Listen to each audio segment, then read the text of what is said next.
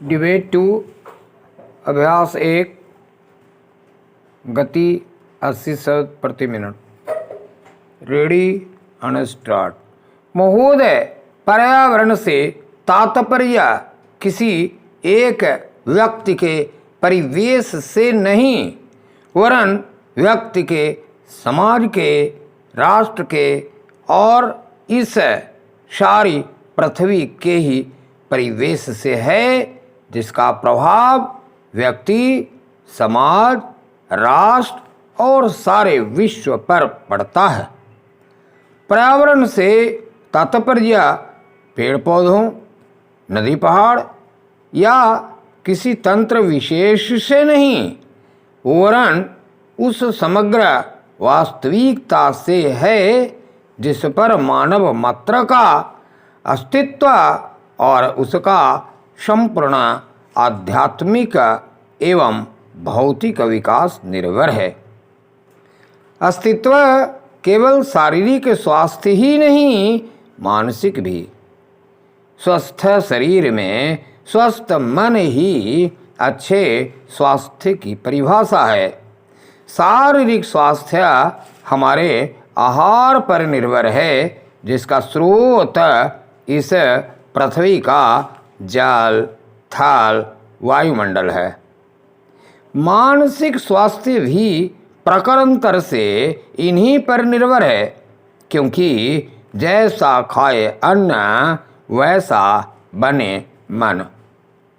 स्वस्थ जीवन पर सबसे अधिक प्रभाव हमारे चिंतन का, हमारी परंपराओं का और उन सब परिस्थितियों का पड़ता है जो हमारे ऊपर आरोपित हैं या की गई हैं या की जा रही हैं।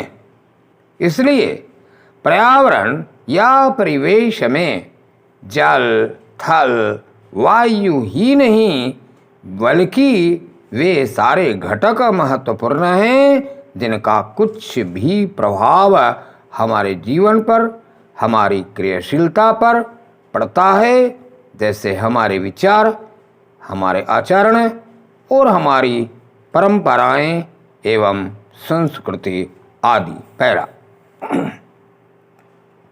सदा से मानव की आकांक्षा उन्नति और विकास की रही है। जगत का अर्थ ही है गतिमान, और गति दोनों ओर संभव है, उन्नति की ओर भी और अवनति की ओर भी। पहली को हम प्रगति कहते हैं, दूसरी को आगति, विगति, अधोगति या दुर्गति कह सकते हैं।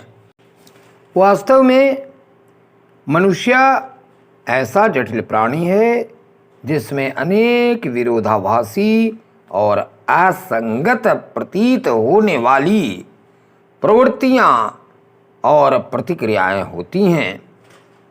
वह कानून और व्यवस्था की मांग करता है, किंतु चलचित्र, दूरदर्शन आदि में स्वतः भड़की हिंसा या खेलों में युक्ति पूर्वक की गई हिंसा अथवा अनीति से मंत्र मुग्ध भी हो जाता है।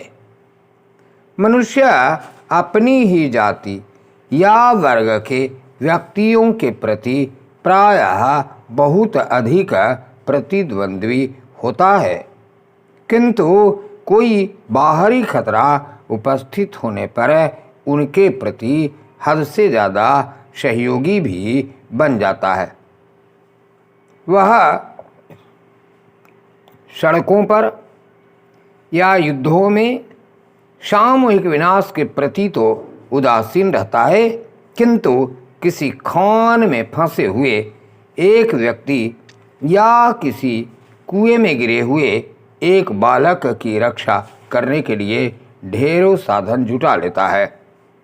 कुछ विद्वान कहते हैं कि मनुष्य बंदर की संतान हो या ना हो, किंतु उसमें खालिस बंदर की द्वैध प्रकृति प्रायः ही होती है।